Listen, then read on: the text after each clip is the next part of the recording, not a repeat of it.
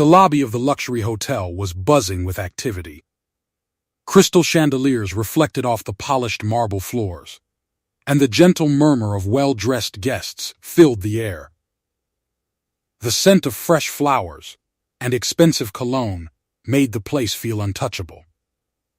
A world apart from ordinary life. Through the revolving doors walked a man. He wasn't flashy. His clothes were simple, almost unassuming, yet he carried himself with quiet confidence. He moved slowly, letting his eyes take in the elegance around him without showing any reaction. Most guests barely noticed him at first. Then it happened. A hotel staff member, standing near the reception desk, suddenly squared up and pointed directly at him. "Sir, stop right there," the staff shouted, his voice cutting through the hum of the lobby. "We saw you take something from the front desk." Guests froze mid-step. Conversations stopped. Forks were left on tables in the restaurant adjacent to the lobby. The accusation was loud, public, impossible to ignore. The man raised a hand slightly, not in defense, but as if to ask for a moment of calm. "Take something?" he repeated, his voice soft, controlled. The staff member sneered. "Don't play innocent. You think you can just walk in here and steal from us without consequence?" Whispers began to ripple through the lobby. People glanced at the man, curious. Some nodded in disbelief at the audacity of the accusation. Others tightened their grip on their handbags or phones, wondering what would happen next. The accused man said nothing. He didn't protest. He didn't raise his voice. He just stood there, quietly observing, his eyes calm but sharp. The tension in the room became almost physical. Guests leaned forward slightly in their chairs, or tilted their heads, trying to catch every movement. Even the staff began to feel a flicker of uncertainty. Something about this man didn't match the petty theft accusation. "Sir, you need to come with me to the manager," the staff insisted, voice now trembling slightly under the weight of the curious eyes around him. And in that moment, every single person in the lobby, the guests, the staff, the security, felt that a storm was coming. Something about this simple-looking man made everyone instinctively pause. He wasn't like the others who walked these halls. He wasn't ordinary, and while no one could know exactly why yet, they all felt that this confrontation would not end the way anyone expected. The hotel lobby was a showcase of wealth and taste. Polished marble floors stretched for what seemed like an endless corridor, reflecting the soft glow of crystal chandeliers overhead. The walls were adorned with priceless paintings, each framed in gold, and the subtle hum of classical music drifted from speakers tucked neatly into the ornate ceilings. Guests moved gracefully across the floor, their designer shoes barely making a sound, while concierge and bellboys scurried in perfect synchronization, attending to every whim. This was a place where appearances mattered more than anything else, where a polished smile and an expensive suit could earn immediate respect, and where even a single misstep could lead to humiliation. The hotel had a reputation for elite clientele, celebrities, business tycoons, and international dignitaries. And everyone here understood the unspoken rule. Your status defined you before your words did. The man from the lobby, calm, quiet, and dressed simply, stood at the edge of this world.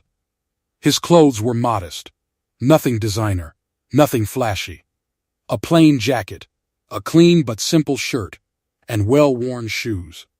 Yet there was something about him that drew attention, without him trying. A subtle confidence that didn't need labels or money to command presence. Guests started to notice the tension growing at the reception. Whispers flitted from table to table, soft enough to be polite, loud enough to carry curiosity. People leaned in toward one another.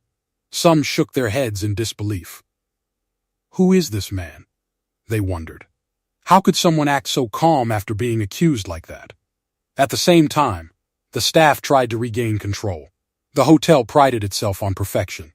Errors, accidents, and even perceived disrespect were intolerable. The lobby manager adjusted his tie nervously as he observed the scene. The accusation had already caused ripples through the polished environment, guests noticing, staff hesitating, and the usual hum of activity interrupted. In places like this, people are trained to judge immediately. Status, clothing, and confidence all play huge roles in how someone is treated. That's why a simple man, calm and composed, instantly makes people uneasy.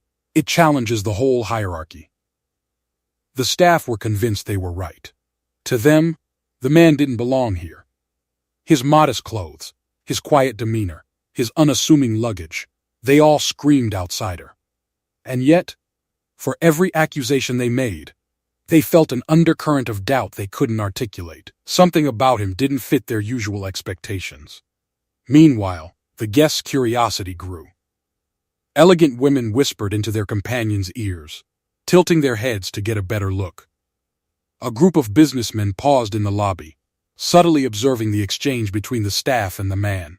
Cameras were not out, but eyes were everywhere. Social cues spread quickly. Subtle nods, slight eyebrow raises, the kind of attention that silently said, "This isn't ordinary." The tension in the room wasn't just from the accusation.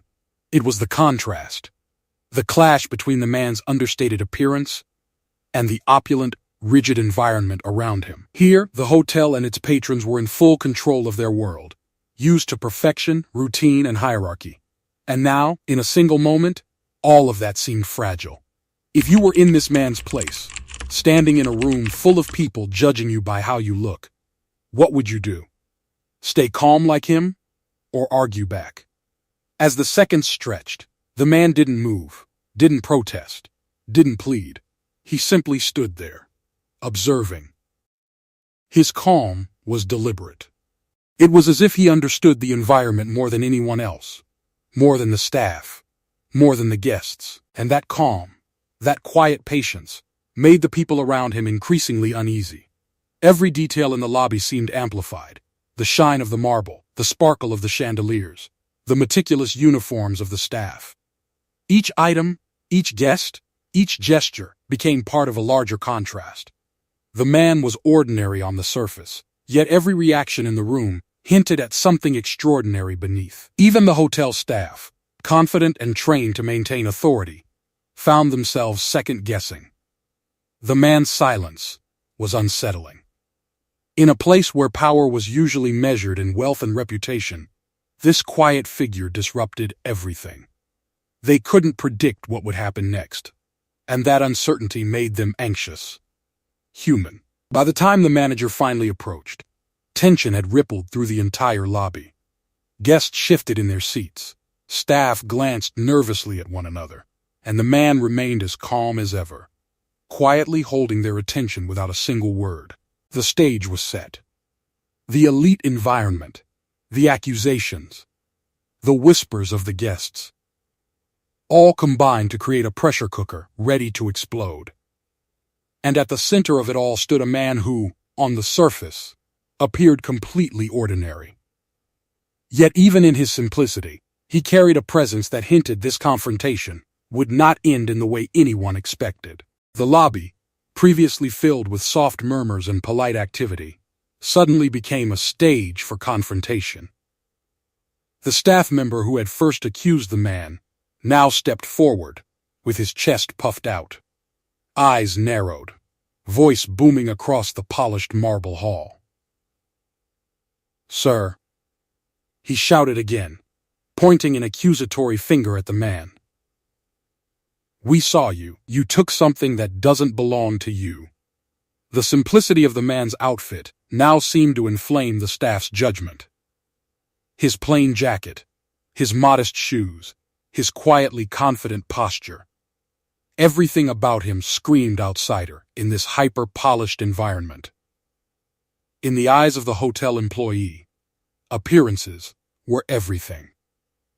And by that measure, this man was guilty. Other staff members began to gather around, forming a subtle semicircle that isolated the man from the rest of the lobby. Their body language was rigid, defensive, and a little theatrical, designed not just to accuse, but to humiliate publicly. They believed in the power of social pressure. The louder and more dramatic the accusation, the more likely bystanders would side with them. Stop trying to act innocent. Another staff member barked, stepping closer. We saw you at the reception desk. That wallet. Where is it? The audience of guests could no longer ignore what was happening. Heads turned, whispers spread, and smartphones were discreetly raised to capture the unfolding drama. Some of the onlookers shook their heads in disbelief, while others exchanged uneasy glances. It was rare to witness such a blatant confrontation in a place so controlled, so curated, so polished. The staff believed they were in control. They were trained to respond to theft quickly and decisively. Their arrogance was fueled by habit. In this environment, they were often correct.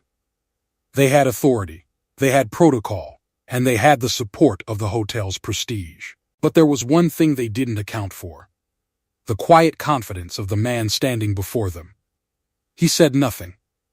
He didn't flinch, didn't raise his hands in defense, didn't look flustered. Instead, he let the accusations flow over him like water. He simply watched, his gaze steady, calm and unwavering. Every sarcastic remark, every dramatic gesture from the staff seemed to bounce off him harmlessly, and the longer this continued, the more the staff's frustration grew. Are you even listening to me? The first staff member snapped, his face reddening. Do you think you can just walk around stealing from us without consequence? Guests began to notice a subtle shift. What should have been a routine accusation was now awkward. The staff's performance, meant to establish dominance, was faltering. The man's silence, combined with his quiet presence, was creating a sense of doubt in everyone watching. People whispered among themselves, "Why isn't he scared? Why doesn't he react?" When someone doesn't respond to anger or humiliation, it can be more unsettling than fighting back. People expect reactions, and when they don't get one, it breaks their confidence instead of yours. The staff were now desperate to regain control. One of them grabbed the man's arm, not roughly, but with a firmness intended to intimidate. "Come with me to the manager," he said, his voice slightly shaking now. The gesture, meant to assert power, only amplified the tension. Every guest in the lobby was watching, every eye silently asking, "Who is this man? Why isn't he afraid?" The semicircle of staff members became almost comical in their desperation. Their gestures grew louder, their accusations more elaborate, their attempts at authority increasingly strained. Yet still, the man said nothing. No excuses, no threats, no anger, only calm, measured observation. Some guests began to notice the subtle cracks in the staff's confidence. A concierge hesitated in the background, unsure whether to intervene. Another guest leaned over to their companion and whispered, "He doesn't look like anyone who would steal anything. Something's off." The lobby manager, sensing the growing unease, tried to intervene from a distance. He gestured to the staff to remain calm, but it was already too late. The longer the confrontation continued, the more everyone, staff and guests alike, felt that this was no ordinary accusation. Something about the man defied the rules of this polished elite environment. And yet, the staff pressed on, their arrogance now mixed with tension. They still believed they were right. They still assumed that appearances alone could define guilt. But the simple, quiet man in front of them was slowly, subtly turning the table without a single word. Every sarcastic remark, every shouted accusation, every dramatic gesture from the staff only heightened the suspense. The audience, fully engaged now, leaned in closer. They could feel the imbalance. The man was ordinary by appearance, but extraordinary in presence. And the staff, once confident and in control, were beginning to crumble under the weight of their own misjudgment. By the end of this scene, the lobby was charged with tension. Every whispered comment, every sideways glance, every small movement in the room added to the feeling that something huge was about to happen. And all the while, the man simply stood there. Silent, calm, and unshakable, silently preparing the stage for what was about to come next. The lobby, once a stage for the staff's arrogance, now felt charged with an almost electric tension. Every eye in the room was fixed on the man at the center, yet he said nothing. He didn't raise his voice. He didn't explain himself. He didn't even flinch. Instead, he stood quietly, shoulders relaxed, eyes scanning the room with a subtle but intense focus. The staff had expected fear, hesitation, or at least some defensive response. That's what they were used to. Accusations like these almost always cause someone to stumble, to panic, to falter. But not this man. Not him. His calm was deliberate. Every small movement, every glance, every blink was controlled, almost measured. It was unnerving. The first staff member, still pointing aggressively, began to notice the effect his own gestures had, or rather, didn't have. The man's gaze didn't waver. The corner of his mouth didn't twitch. There was no hint of anger, no trace of guilt, nothing that could be used against him. It was as if the staff member had suddenly become the one under scrutiny, exposed in his own arrogance.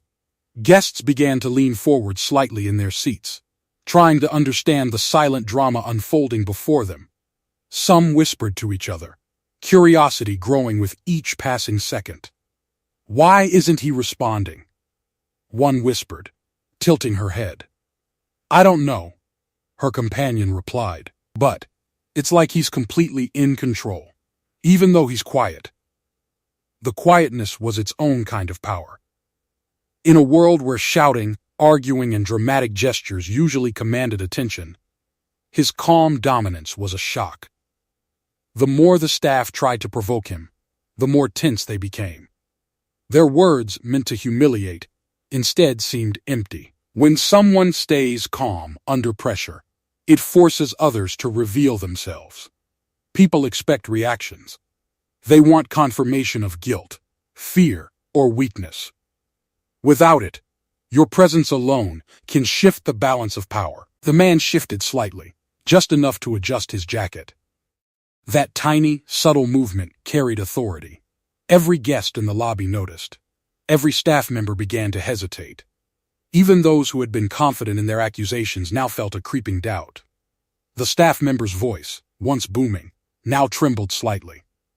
"Sir, are you going to say something?" he demanded, though his tone lacked its earlier certainty. The man's eyes, calm and unwavering, scanned the room. A single glance toward the gathered guests carried more weight than any shouted accusation. It was as if the room itself recognized him, even if the staff did not yet. Whispers grew louder. Some guests exchanged glances filled with curiosity and awe. Others felt embarrassed for the staff, sensing that the accusers might be overstepping boundaries they could never recover from. The subtle tension created a strange rhythm. Each moment of silence from the man stretched longer. Each failed provocation from the staff made the atmosphere heavier. People began to notice small details, the way he stood balanced and relaxed, the slight narrowing of his eyes as if measuring the room, the way his calmness seemed to seep into the space around him. If you were watching this, would you feel nervous for the staff or curious about the man's calm? Why do you think calm can feel more intimidating than anger? The staff, desperate to regain control, tried a different tactic. One leaned closer, voice low but sharp. "We don't have time for games. Answer me. Where's the wallet you took?" Still nothing. The lobby seemed to hold its breath. The guests, the staff, even the manager in the background, everyone felt the weight of the silence. It was as if time itself had slowed. And in that silence, the man's power was unmistakable. He did not need to shout, to argue, to threaten. His mere presence commanded attention, demanded respect, and quietly dismantled the staff's authority. It was clear to anyone watching that something was off. This was no ordinary confrontation. This was a subtle battle of presence versus arrogance, of calm versus impulsive judgment. And with every passing second, the staff's confidence weakened. Power doesn't always come from noise or force. Sometimes the quiet, steady presence of someone confident makes others reveal their insecurity and mistakes. By the end of this part, the staff were visibly uncomfortable. Fingers that had once pointed aggressively now wavered. Voices that had been loud and accusing now faltered. Guests leaned closer, whispering and exchanging knowing looks. The room had shifted. The tension had reached its peak, and through it all, the man, silent, calm, composed, remained the center of attention, preparing the stage for the inevitable reveal that would leave everyone in shock. The lobby had shifted from a bustling hub of luxury to a quiet arena of tension. The staff, once confident and commanding, now hesitated. Their accusations, meant to humiliate, had lost power against the calm, quiet figure standing in front of them. Every gesture, every word, every accusation now seemed smaller, weaker. Guests, once polite and detached, now leaned in subtly. Some paused mid-step. Some set down champagne glasses or phones, all drawn by the electric tension filling the room. Whispers flowed through the lobby like a current. Who is this man? He doesn't even look fazed. Why isn't he answering? Even the bellboys and concierges, usually the perfect model of efficiency, felt an unusual unease. Their movements became more careful, less assured. The staff member who had initially made the accusation tugged at his uniform sleeve nervously, and the security guard shifted his weight from one foot to another. The lobby manager had finally approached, but even he seemed unsure. He signaled subtly to the staff to calm down, but they barely noticed. The attention was no longer on protocol or procedure. It was on the man, whose presence was quietly dominating the room. The man continued to remain still, his expression unreadable, his posture relaxed yet undeniably confident. He didn't flinch, didn't argue, didn't raise his voice. And that calmness, that quiet assurance, made the staff increasingly desperate. When someone doesn't react to pressure, it forces everyone else to reveal their own insecurities. Calmness becomes a mirror showing weakness in others. Guests began noticing small details. The way the staff member's finger wavered mid-accusation, the subtle tightening of another's jaw, the slight hesitation in every gesture. Even a seemingly minor misstep, like a dropped pen or a stammered word, suddenly felt amplified. Some guests whispered to one another, sharing theories. He must be someone important. Maybe a celebrity? No one stays that calm if they've stolen something. Others felt embarrassed for the staff, recognizing the disconnect between accusation and reality. The air in the lobby was heavy. Every movement seemed charged. Guests leaned forward in their seats, curious and tense. Some shifted weight nervously, clearly caught between fascination and discomfort. The atmosphere was a mix of suspense, awe, and a growing anticipation of what would happen next. The staff, sensing the shift, tried to regain control. "Sir, please answer us," one yelled, voice cracking slightly. "You need to come with us to the manager," but still, no reaction. The silence was deafening. It amplified the suspense. It forced every eye in the room to stay on the man, analyzing every micro-expression, every subtle gesture, every blink. And slowly, doubt began to creep into the minds of the accusers themselves. If you were a guest in the room watching this unfold, would you side with the staff? Or would you start doubting them? Why do you think everyone was watching so closely? The longer the silence stretched, the more the social dynamics in the room shifted. Guests began to sense that this man was not ordinary. There was a quiet authority about him, a presence that demanded attention without a single raised voice. Even the staff who had been so sure of themselves were now second-guessing every decision, every word, every accusation. The whispers grew louder, though still hushed. People exchanged glances, wondering what would happen next. Some leaned closer to overhear the staff's accusations, others leaned back, as if giving space to the quiet man to assert himself. Every glance, Every subtle movement heightened the drama in the lobby. The lobby manager stepped forward again, clearing his throat, trying to regain control over the spiraling scene. Yet even his authority seemed diminished. The man's calm had reshaped the energy in the room. Guests and staff alike were now on edge, anticipating the moment when the truth would be revealed. The tension was no longer just about the accusation.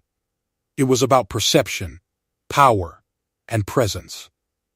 Everyone in the room could feel it. The lobby had become a stage, and the quiet man was commanding attention without saying a word. People are naturally drawn to confidence and presence. When someone seems untouchable, it makes everyone else hyper-aware of their own actions.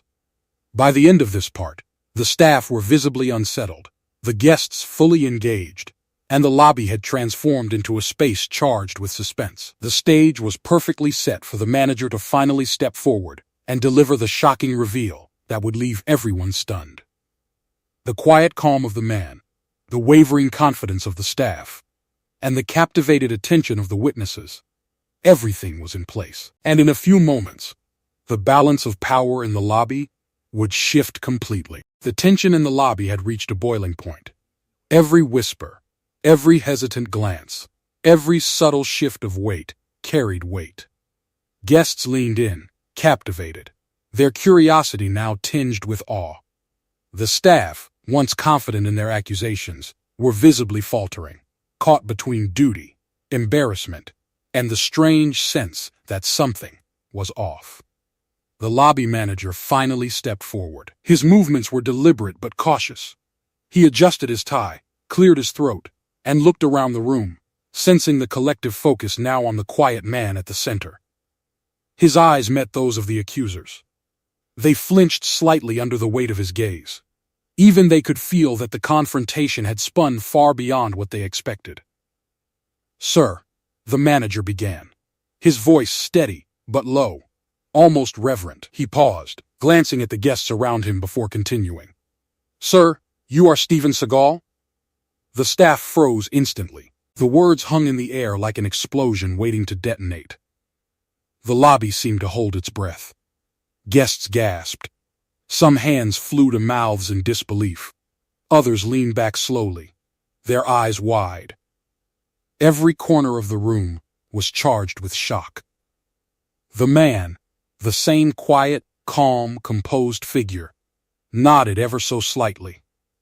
Not triumphantly, not arrogantly, just a small, subtle acknowledgement, as if confirming a fact that was obvious to him, but had taken everyone else by surprise. For the staff, time seemed to stop. The first accuser's finger, which had been pointed aggressively just seconds ago, hung mid-air. The staff member's jaw slackened. His face went pale. Every word they had shouted, every gesture meant to intimidate, now felt hollow and foolish. The hotel's elite lobby, once a space where appearances ruled, had witnessed an instantaneous shift in power. Guests whispered among themselves, trying to process what had just happened. Some shook their heads slowly.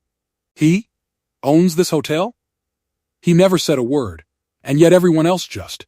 Their murmurs reflected the same thought.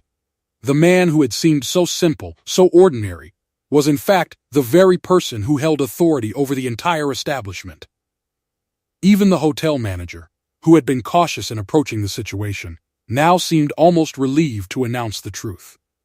He stepped closer to the staff, his tone softening. "Everyone, this is the owner. You were mistaken. Please, handle this respectfully." The staff looked around helplessly. Eyes darted from the guests to the man, then back to each other. Any attempt to regain composure felt forced. Some lowered their heads, silently acknowledging their error. Others glanced at the manager, hoping for guidance on how to recover from the embarrassment. This moment shows how quickly perception can flip. Someone underestimated can hold far more power than those who assumed authority over them. Silence and calm can make arrogance collapse. The guests who had been silently observing the drama now looked on with awe and admiration. A sense of justice had been served in real time, not through confrontation or yelling, but through calm composure and quiet authority. The lobby, once tense and chaotic, slowly began to regain its rhythm. But the lesson of the moment lingered in the air. The man, Steven Seagal, didn't celebrate. He didn't gloat. He simply stood there, calm, as though the situation had always been under his control. The staff, now humbled, took a step back. Some apologized quietly. Others offered respectful nods, still processing the revelation. Have you ever misjudged someone based on their appearance? How would you feel if you realized someone you underestimated actually held all the power? The subtle power shift was undeniable. Where once the staff held the confidence and authority, now the quiet, composed man commanded the room without saying a word. He had dismantled arrogance, corrected a false judgment, and done so with poise. Guests continued to whisper, some smiling knowingly, others shaking their heads in disbelief. The manager spoke once more, addressing everyone in the lobby. Let this be a reminder. Judgment based on appearances can be misleading. Respect is earned, not assumed. The lobby slowly returned to its usual activity, but the memory of the moment would linger. Every guest and every staff member would remember the day a simple-looking man, calm and silent, revealed himself as the owner, completely upending assumptions and teaching a subtle but powerful lesson about perception, authority, and respect. The reveal works because it's unexpected, yet inevitable. People love seeing a reversal of assumptions, especially when arrogance is humbled and calm authority wins. And just like that, the tension that had gripped the lobby for minutes felt like hours. The staff learned a humbling lesson. The guests had witnessed a quiet display of dominance and wisdom. And at the center of it all stood a man who had never needed to shout, argue, or assert himself loudly. Someone who simply let the truth and his presence do all the work. The lobby had returned to its usual rhythm, but the energy had changed. Guests resumed their conversations, yet the whispers persisted, not of gossip, but of awe and reflection.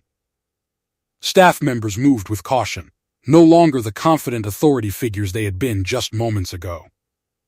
Every action carried a new awareness, a newfound respect for the quiet man who had upended their assumptions without lifting a finger. Steven Seagal stood in the center of it all, calm and composed, his posture relaxed, his expression neutral. He didn't need applause. He didn't need to gloat. The room itself seemed to recognize that the lesson had been delivered, quietly and effectively. He finally spoke, his voice calm but firm, measured and deliberate. Respect is not given because of your title, your uniform, or your position, he said. It is earned through understanding, humility, and the way you treat others. The staff, still recovering from the shock of their misjudgment, listened carefully. They had been so focused on appearances, so certain of their authority, that they hadn't stopped to consider that their assumption might be wrong. Now, they realized how fragile arrogance could be when confronted with quiet confidence. This is the core lesson. Judging someone by appearance or status is the weakest form of arrogance. True authority is shown through calm, respect, and presence, not shouting or forcing control. One of the staff members, still visibly shaken, nodded slowly. Others whispered apologies, not out of fear, but genuine recognition of their error. The guests, too, watched with fascination. They had witnessed something rare, a complete reversal of assumptions, where humility and quiet strength triumphed over arrogance and judgment. Seagal continued, addressing both the staff and the guests. You don't need power to demand respect. You don't need anger to correct injustice. Sometimes, the greatest influence comes from simply standing firm, calm, and true to yourself. His words were simple, yet carried weight. The elegance of the hotel, the luxury of the environment, and the pride of the staff, all of it faded in comparison to the lesson he had just delivered. Silence followed, but it was no longer tense.